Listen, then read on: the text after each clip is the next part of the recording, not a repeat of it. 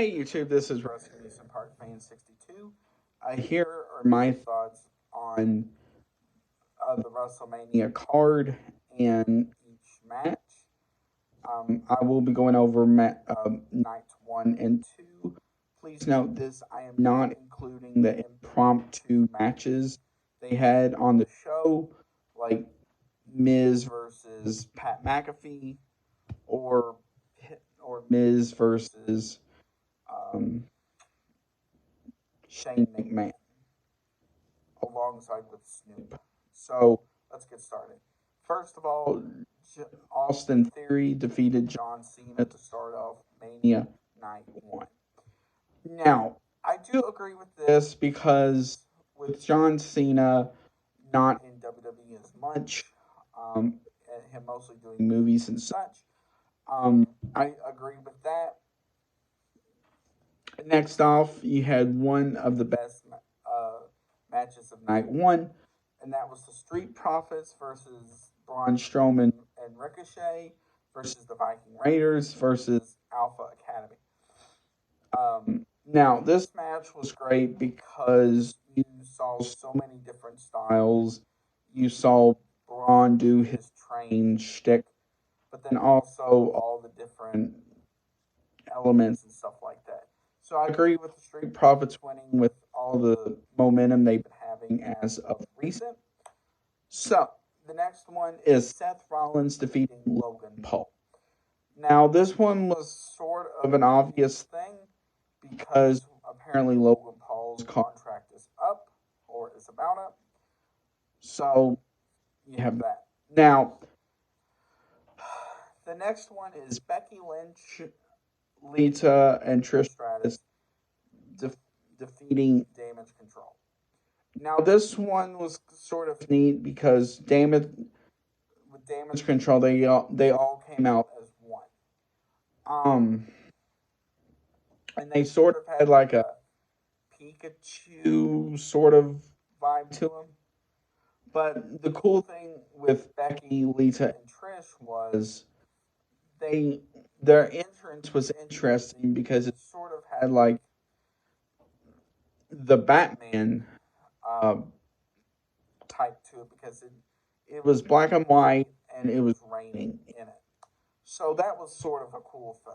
And then it had so next one was Rey Mysterio defeating Dominic Mysterio. Now I will do a video about this. That is going to be a completely different one, but I will say this. Both of the entrances for this match was great. Um, I love with Dominic how they sort of had like he was still doing like the whole ex prison Dom thing. So he was in the back of like a police van. Then he was being escorted to the ring by police, and they unlocked his handcuffs and stuff. Now with Ray, I liked it because he was also memorizing with Eddie Guerrero in this. So he had the low rider, and then he came out to his theme, and then it went to Rey Mysterio's theme. But then also too, I liked how because it also involved Rey Mysterio's wife Angie and Rey's daughter Aaliyah. So that was sort of neat. Next one is Rhea Ripley defeating Charlotte Flair for the SmackDown Women's title. Now this one was a neat one because of the build-up. They've been having it since the Royal Rumble back in January. So how, and this was sort of like a revenge one as well with what Charlotte Flair did to Rhea at WrestleMania 36.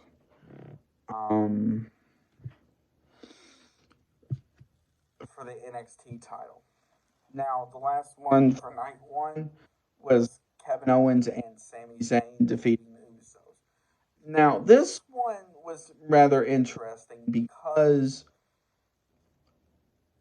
you you it was sort of like the surprise of the night because you were thinking, okay, the Usos are going to win with interference with Roman or Solo. You didn't see either in this match.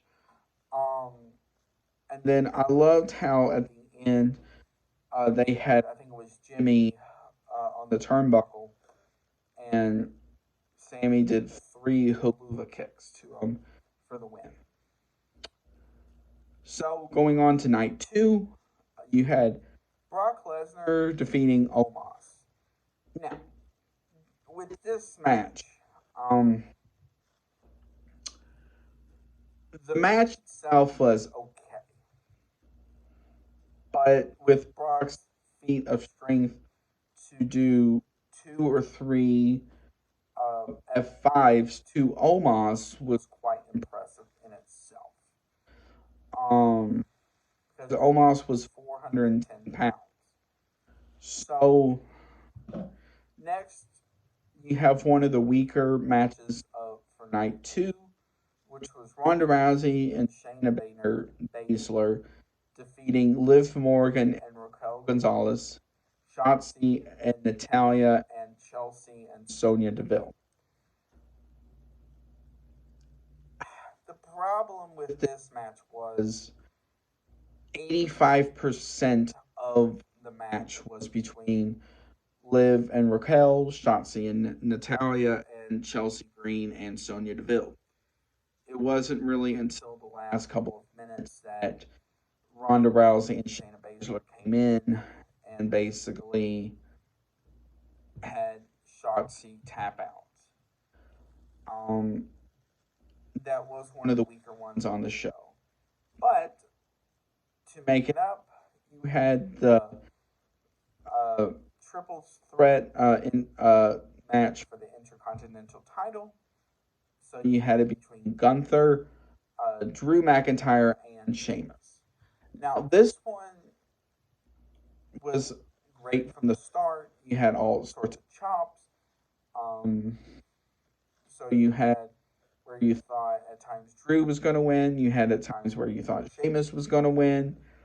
And I loved the ending where basically Gunther powerbomb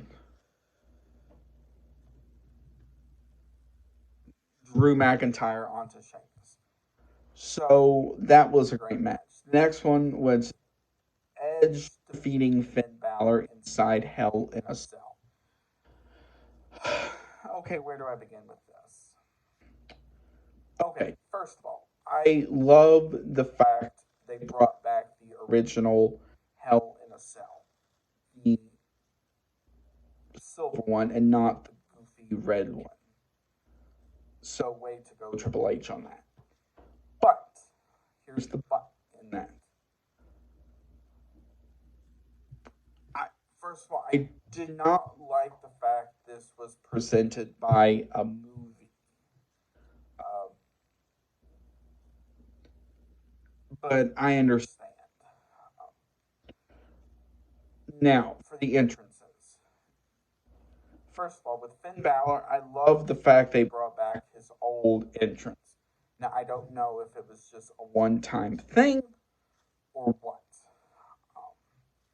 I felt like that he could have come out to his new theme and it would work as well.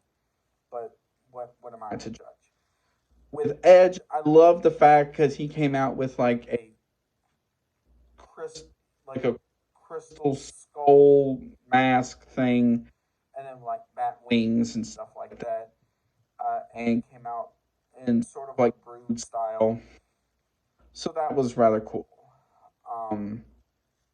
Now I don't exactly agree with certain things in it, but I completely understand. Next one is Bianca Belair facing Asuka. Oh boy. First of all, congrats to Bianca Belair for keeping that title for 1 year. But Asuka, since she has come up to to the main roster. Has not really had her WrestleMania moments.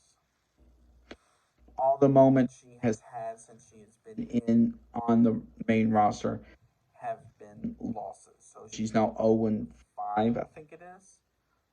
Her first WrestleMania was WrestleMania 34, I believe it was, where she had the Smack, I think it was SmackDown Women's title, and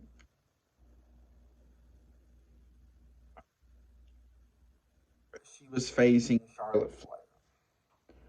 But then from there, she was used in multiple ways, including for WrestleMania 36, um, the tag match with Kairi Sane versus Alexa and Nikki Cross. So now there is question if Asuka is going to quit and go back to Japan. I hope not, but we will see. And lastly, this is the one that is causing the biggest uproar, which is Roman Reigns defeating Cody Rhodes. Where do I begin with this? Now, I did not like the fact with this match you needed the Usos and Solo to help you win. I get it, he's a heel, so he is going to do heel tactics in this match. But Cody was doing this for his father. Now, what does this mean for Cody down the road?